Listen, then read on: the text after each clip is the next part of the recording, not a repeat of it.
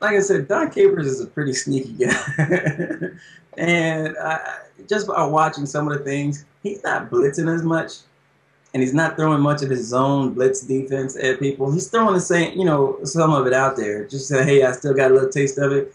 I think he's trying different things because he knows that once people see your defense, they pick it apart. So he has to change it a little bit so they don't pick him apart all the time. And right now, I think that as you can see, Matthew's sacks aren't the same as they were last year.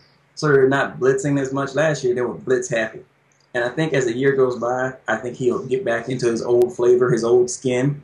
But right now, he has to show us some different things so teams just don't just say, okay, we have the formula that he used last year, so we're just going to pick that apart. If people know what you did last year, they're going to come at you. Defensively, you have to change little things just to make sure you survive. And I think that that's what he's doing right now.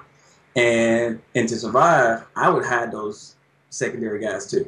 And he's hiding them with different looks and different looks and just not as much zone blitz and blitzing as he's been doing in the past. And I think that's really going to help them out in the long run.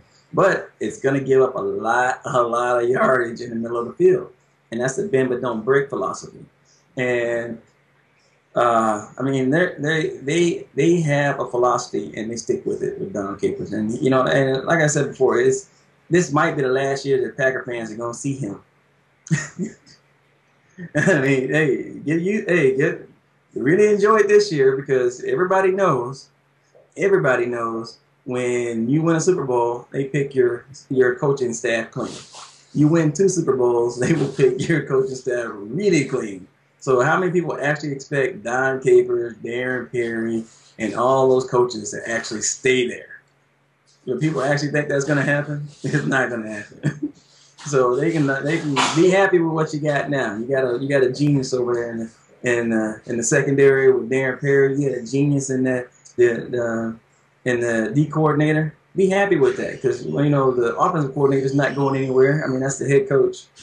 So be happy with that. But your line coach and all these other things, you go ahead and either pay them or they let them go. And